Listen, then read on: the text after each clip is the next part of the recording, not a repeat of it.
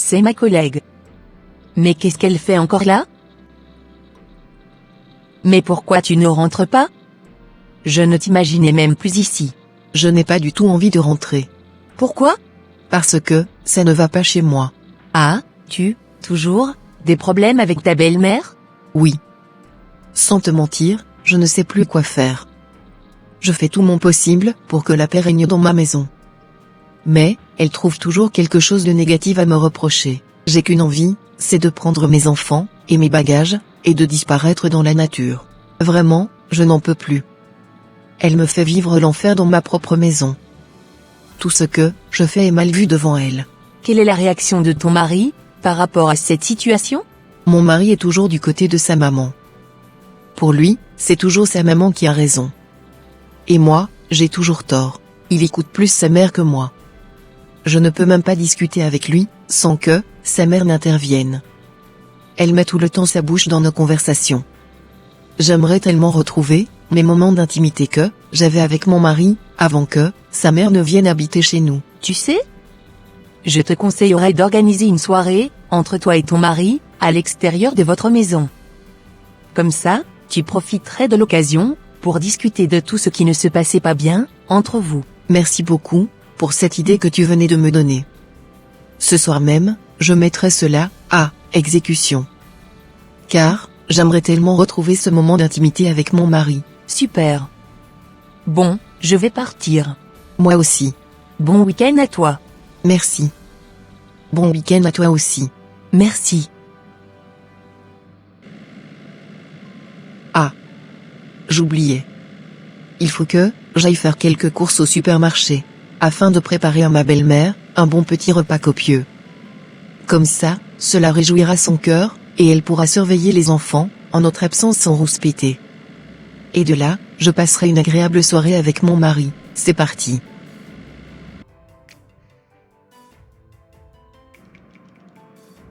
Ce n'est pas possible. Ma belle-fille est en retard d'1 heure. D'habitude elle revenait à la maison beaucoup plus tôt. J'espère qu'elle n'était pas allée voir un autre homme. De toute façon, je suis là, et je l'attends avec impatience. Elle reviendra me dire où elle était durant toutes ces heures.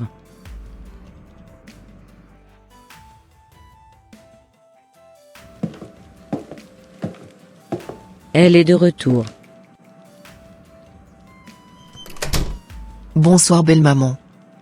Vous avez passé une bonne journée? C'est à 7 heures que tu rentres maintenant? Depuis quand as-tu commencé par tromper mon fils? Ton amant t'avait finalement laissé rentrer à la maison? Je ne sais vraiment pas de quoi vous êtes en train de parler. C'est à moi que tu fais l'étonner? Si mon fils revient du boulot, je vais tout lui raconter. Si je suis revenu à la maison en retard, c'est parce que j'étais allé faire quelques courses en magasin. Quoi? Avec toute la nourriture qu'il y a dans cette maison? Tu es encore allé faire des courses? Pourquoi tu gaspilles l'argent de mon fils comme ça? Je savais pertinemment que tu étais une femme dépensière. Pourquoi tu dépenses l'argent de mon pauvre fils comme cela? Je savais que tu n'étais pas une bonne femme pour lui. Tu ne sais même pas gérer l'argent du foyer. Je n'ai pas fait une grosse course. J'ai juste acheté quelques trucs essentiels qui manquaient dans la maison. Car j'avais souhaité vous préparer votre repas préféré. Je ne t'ai rien demandé. Si j'ai faim, je pourrais moi-même me faire à manger. Car tu ne sais même pas préparer. Tes repas ne sont même pas délicieuses. Je m'en vais dans ma chambre. Je n'ai pas fini de te parler, et tu veux déjà partir? Tu ne me respectes pas. Tu es une femme très mal éduquée.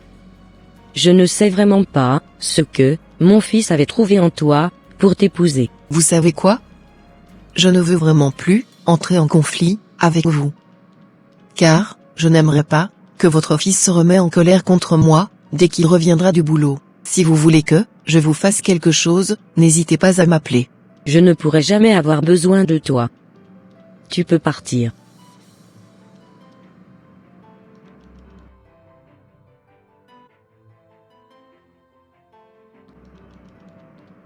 Avec toutes les belles filles qu'il y a sur cette terre, c'est celle-là que mon fils avait trouvé à épouser. Elle n'a même pas de courbe. Toutes mes filles sont plus belles qu'elle. Tant que je serai dans cette maison, je vais te pourrir la vie.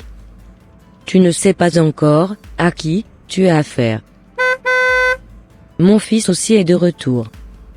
Je vais pouvoir lui raconter ce que sa femme venait de me faire.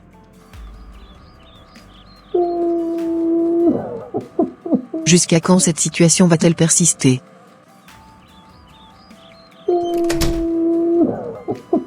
Qu'est-ce que tu fais? Tu sais quoi? Si cette situation ne te convient pas, tu peux partir. Je te garantis que, les prochains jours qui suivront ton départ, je trouverai une autre femme à mon fils. Crois-moi. D'ailleurs, au lieu de rester là à pleurnicher, lève-toi rapidement, et commence par préparer le repas pour ton mari. Car, il est déjà de retour.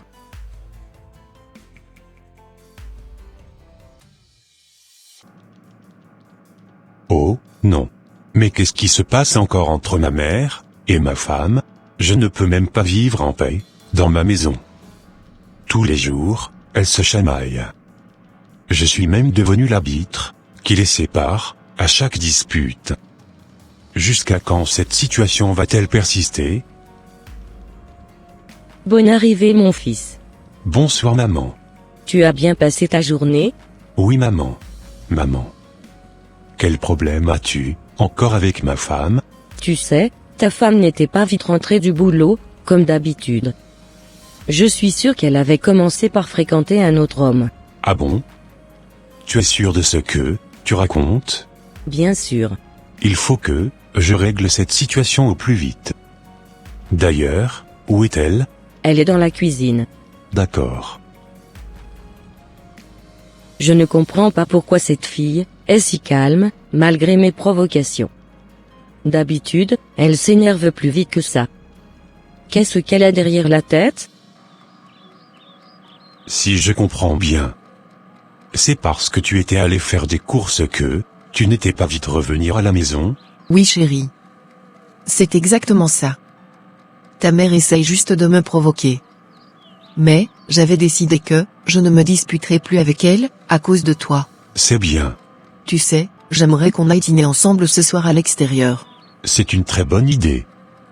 D'ailleurs, cela faisait plusieurs mois qu'on ne s'était plus retrouvés à deux. Et les enfants? Qu'est-ce qu'ils vont manger ce soir? Ne t'inquiète pas. J'ai déjà apprêté leur repas. Et ma mère? J'avais voulu préparer son repas préféré. Mais, elle avait refusé. Je vais quand même le faire avant de partir. D'accord. De mon côté, j'irai la voir pour lui dire qu'elle restera avec les enfants ce soir.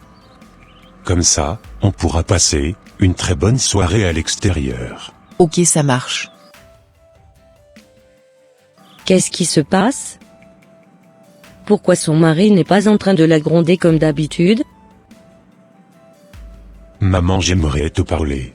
Vas-y mon fils. Je t'écoute. Je voudrais te dire que ma femme est en train de te préparer ton repas préféré. D'accord. Je voudrais aussi te dire que, dès que les enfants rentreront de l'école, ils resteront avec toi. Car, j'avais prévu sortir avec ma femme ce soir. Pourrais-je savoir là où vous allez? On aimerait juste aller dîner au restaurant. Il est hors de question que je reste toute seule à la maison avec les enfants, ce soir. Je ne suis pas la nounou de vos enfants. Ok. Si tu ne veux pas, on ira alors, avec les enfants. Et moi, que vais-je faire? Tu resteras à la maison toute seule. Il est hors de question que je reste toute seule dans cette maison. Je dois aussi vous accompagner. Un point c'est tout. Dans ce cas, on va tous rester à la maison alors. Tant mieux. Je ne suis pas votre gardienne, pour surveiller votre maison. Ni votre nounou, pour surveiller vos enfants. Vous n'irez nulle part sans moi. Partout où vous passerez, je serai toujours derrière vous.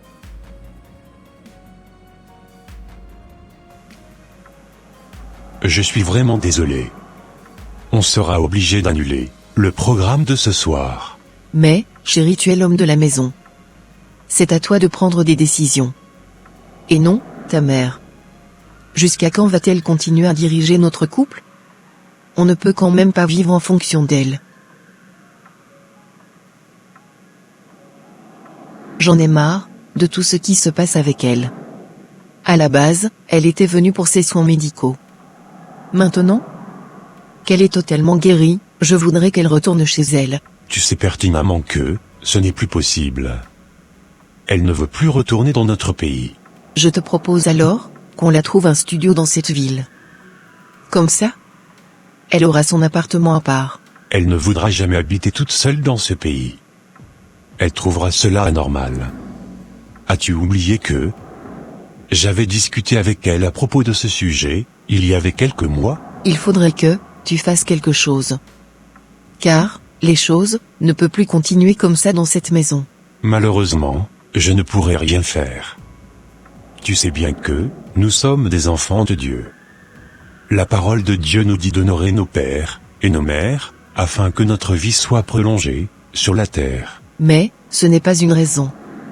À chaque fois que je quitte le travail, je n'ai même plus envie de revenir à la maison. Vraiment, je n'en peux plus. Je commence par faire des cauchemars lorsque je m'endors. Je me sens étrangère dans ma propre maison. Notre relation est aussi très affectée. Depuis qu'elle était là, nous n'avons plus d'intimité. À chaque fois qu'elle s'embrouille avec moi, tu prends toujours sa défense. Les choses ne peuvent plus continuer comme ça. Je suis aussi un être humain. Je souffre trop dans mon corps. Qu'est-ce que tu veux que je fasse? Après tout, c'est ma mère. Je ne me sens pas du tout soutenue. À chaque fois, ce sont ses décisions à elle qui passent dans cette maison. J'en ai marre. Je suis vraiment désolé. Je ne pourrai rien faire. Je ne pourrai pas chasser ma mère de ma maison. Nous devons continuer à vivre comme on le faisait depuis qu'elle était là. Je pense que j'irai encore voir les responsables de l'église pour qu'ils viennent encore intervenir dans cette situation. Cela ne servira à rien. Car, la dernière fois qu'ils étaient venus, les choses se sont encore empirées. Voudrais-tu encore dégrader la situation? Je commence vraiment à être étouffée dans cette maison. J'ai envie de respirer. Tu sais quoi? Tu peux aller te promener un tout petit peu dans le quartier. Afin de prendre de l'air. Je prendrai soin des enfants dès qu'ils rentreront de l'école. D'accord. De grâce. Ne tarde pas à rentrer. Ok, ça marche.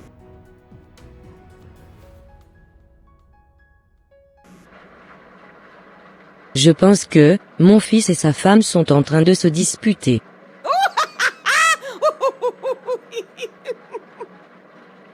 Voilà ce que je voulais. Cette fille n'a encore rien vu. Oh mon Dieu, je t'en supplie. Viens-moi en aide. Car, je n'en peux plus de cette situation. Je vois la femme de notre évangéliste. Mais où est-ce qu'elle a mis sa voiture? Pourquoi parle-t-elle toute seule comme ça, dans la rue? Salut sœur. Salut. Comment tu vas? Je vais très bien. Et toi? Ça va bien, merci. Tu es sûre? Pourquoi tu étais en train de parler toute seule tout à l'heure? Tu m'avais vu? Bien sûr. Vraiment, sœur, ça ne va pas dans mon mariage. Depuis que ma belle-mère s'était installée dans notre maison, mon couple a pris un coup. Elle me fait vivre l'enfer.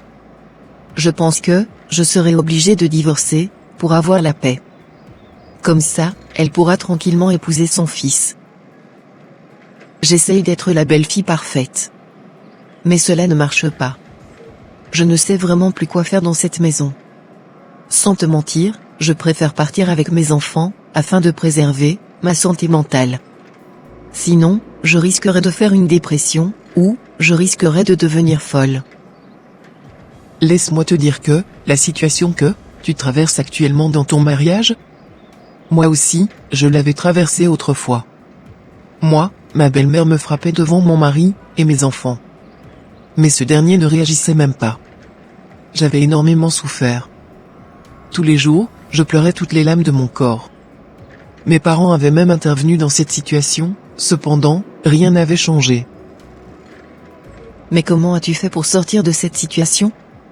Avec toute la souffrance que j'endurais, j'avais juste décidé un jour de prendre quelques jours de jeûne et de prière, afin d'implorer la miséricorde et la grâce de Dieu sur notre vie et sur notre mariage. Je t'assure qu'après ce temps de prière, Dieu s'est manifesté puissamment dans notre mariage. Aujourd'hui, je suis très épanouie avec mon mari et mes enfants. Je te conseillerais de prendre quelques jours de jeûne et de prière afin d'implorer la miséricorde de Dieu sur toi et sur ton mariage.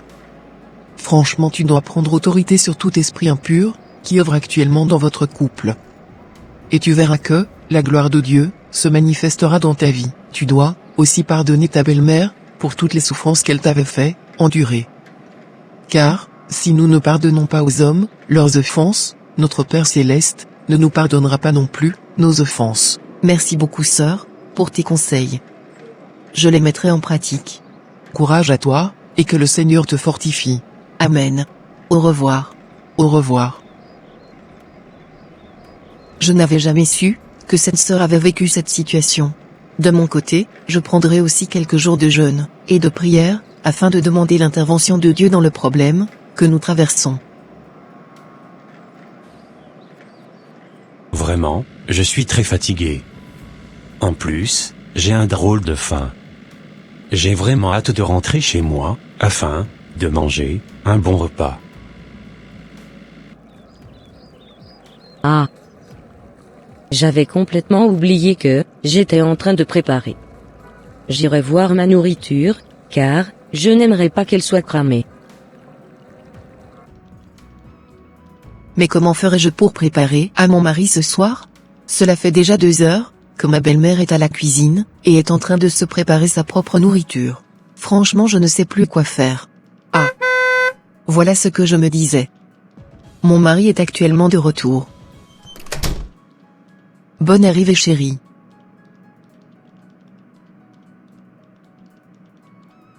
Ça va? Oui chérie. Tu as bien passé ta journée? Oui. Qu'est-ce que tu es en train de préparer comme ça? Car la maison sent tellement bon. En plus, j'ai tellement faim. Pour l'instant, c'est ta mère qui est en train de préparer sa nourriture. Ah ouais? Et oui mon mari. D'accord. Apporte-moi un verre d'eau s'il te plaît. D'accord chérie. Bonne arrivée mon fils. Merci maman. Alors? Qu'est-ce que tu es en train de préparer pour nous? Car la maison sent tellement bon. Quoi?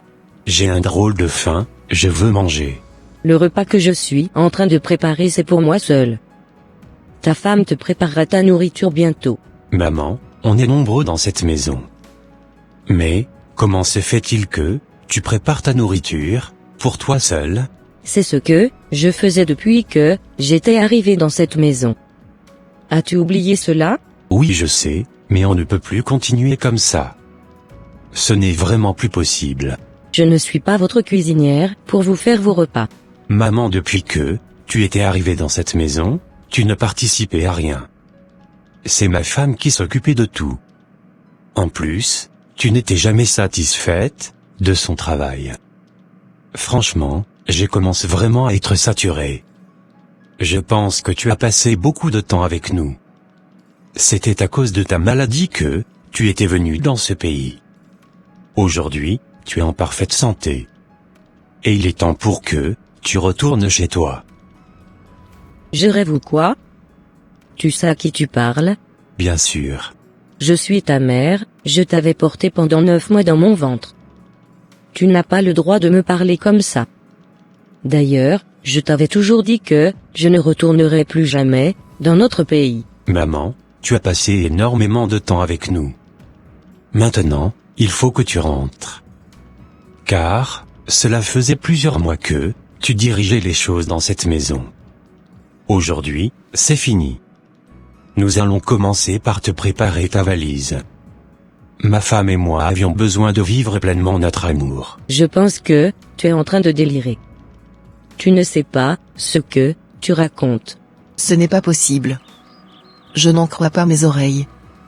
On dirait que le jeûne et la prière que j'avais faite ont commencé par avoir de l'impact. Merci Seigneur de m'aider à trouver une solution par rapport à tout ce qui se passe dans mon foyer. Je ne partirai pas de cette maison. Un point c'est tout. Maman, ma décision est prise et elle est irrévocable. Commence dès à présent, pas t'apprêter. Car, d'ici quelques jours, tu rentreras définitivement chez toi. C'est à moi que, tu parles comme ça? Maman, ton séjour est fini. Je rends grâce à Dieu que, tu es en pleine forme. Maintenant il faut que tu rentres. Je suis sûr que, c'est ta maudite femme, qui te monte la tête contre moi. Mais je ne permettrai pas. Maman, laisse ma femme tranquille. Elle ne t'a rien fait de mal. C'est à moi, que tu devrais t'adresser. C'est à moi que, tu parles comme ça? Je te renie de mes enfants. Tu seras maudit durant toute ta vie. Maman, je ne t'ai rien fait de mal, pour que tu me maudisses. D'ailleurs, une malédiction sans cause, n'a point d'effet. Je te garantis que, tu n'as pas idée de ce que, je vais te faire dans les prochains jours. Tu viens de semer le vent. Et tu récolteras la tempête. Je vais vous pourrir la vie, toi, et ta femme. Chers frères et sœurs en Christ, la partie 2 de cette vidéo arrive bientôt. Et voilà mes frères et sœurs, ça sera tout pour cette vidéo. Si cette vidéo vous a plu, n'hésitez pas de mettre un j'aime, de la commenter, et de la partager à votre entourage, afin qu'une seule âme soit sauvée et restaurée. Et s'il vous plaît, n'oubliez pas de vous abonner à la chaîne Les Ateliers d'André, pour ne rater aucune de nos prochaines vidéos. Que Dieu vous bénisse et vous protège. Votre sœur Pélagie. Et votre frère André.